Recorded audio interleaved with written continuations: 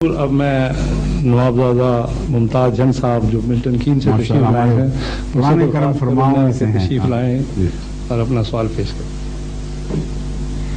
کیا حال آپ کا؟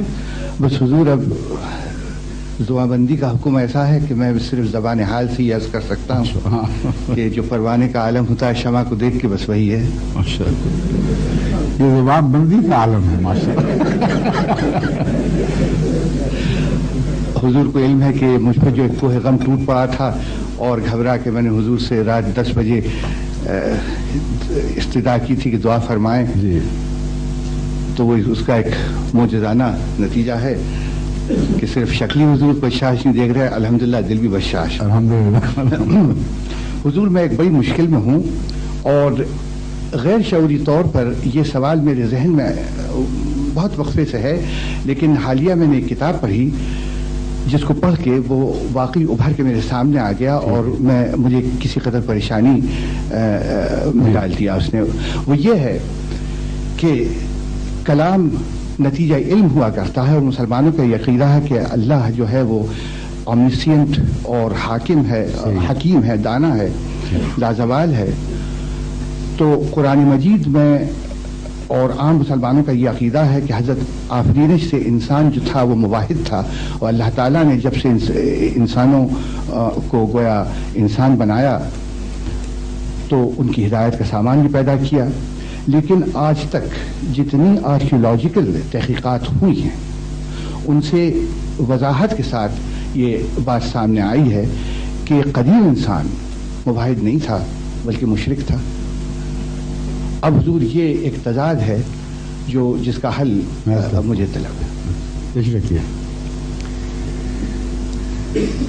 اس سوال کو جس رنگ میں آپ نے پیش فرمایا ہے وہ اس رنگ میں قابل قبول نہیں ہے۔ پہلی بات یہ ہے آرکیولوجی سے کہیں ثابت نہیں کہ قدیم زمانے کا انسان مشرک تھا۔ یہ ڈھونگ رچایا گیا ہے مغربی جو سوشولوجسٹ کہلاتے ہیں یا اینتھروپولوجسٹ، انہوں نے یہ قصہ گھڑ کے اپنے تعلیمی اداروں میں اس کو عام کر دیا۔ اس حصے پر تفصیلی بحث تاریخ کے حوالوں کے ساتھ اور ٹھوس سائنسی حوالوں کے ساتھ میں نے اپنی اس کتاب میں جو شائع ہونے والی ہے، امید ہے اللہ کے فضل کے ساتھ ہمارے جیسا سالانہ سے پہلے آپ کے ہاتھ میں آ جائے گی، اس میں ہر پہلو سے اس پر گفتگو کی ہے۔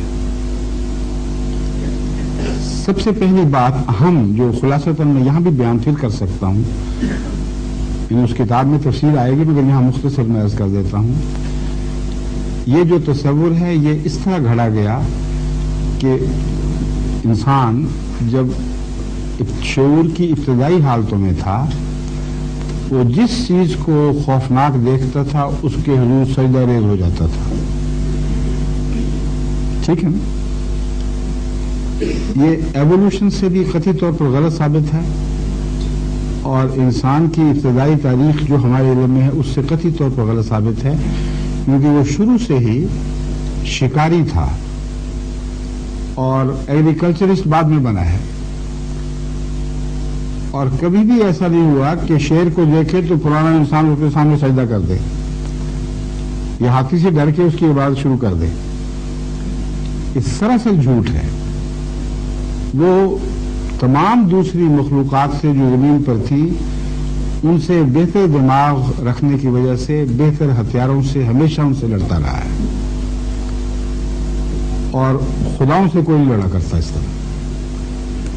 تو یہ جو تصور پیدا کیا گیا کہ خوف کی وجہ سے بجلی کو دیکھا اس کو سجدہ کر دیا، طوفان آیا اس کو سجدہ کر دیا، شیروں بھوتوں جنوں کا تصور باندھ کے، یہ سب جھوٹ ہے۔ انہوں نے اس کی بنا رکھی ہے گریک میتھولوجی پر اور لیٹن میتھولوجی پر، حالانکہ اس میتھولوجی کے حوالے سے بھی یہ بات قطعاً غلط ثابت کی جا سکتی ہے۔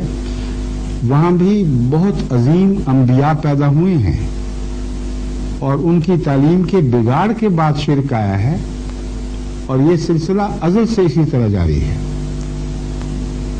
یہ میں نے وہاں ثابت کیا ہے کہ کبھی ایک بار بھی ایسا نہیں ہوا کہ شرک رفتہ رفتہ ترقی کرتے ہوئے توحید کی طرف روانہ ہوا ہو.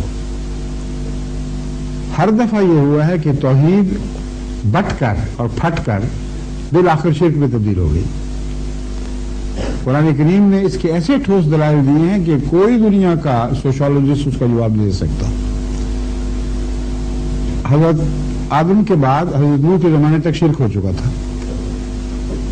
آدم موحد تھے اور نوح موحد تھے، مگر قوم ساری مشرک ہو گئی تھی.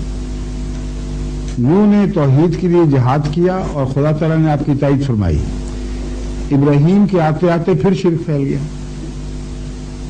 تو توحید ڈیٹیریوریٹ کیا کرتی ہے اور ڈیٹیریوریشن کا نام شرک ہے.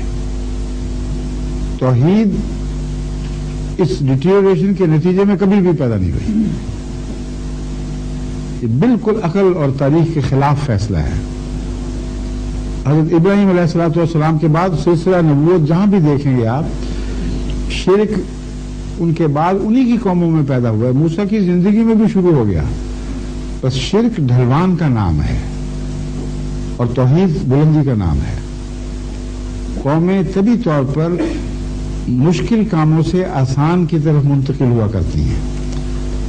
بس یہ چیلنج ہے میرا، ایک واقعہ دکھائیں کہ شرک نے رفتہ رفتہ ترقی کر کے توحید پیدا کیا. بے شمار مثالیں اس کے برعکس ہیں. اب گرو بابا نانک کی مثال دیکھیں. وہ ہندوؤں سے آئے اور جو شرک کا گڑھ تھا وہاں سے نکلے اور توحید پر قائم ہوئے اور شرک کے خلاف جہاد کیا. بس توحید آسمان سے اترتی ہے، ارتقائی طور پر پیدا نہیں ہوا کرتی.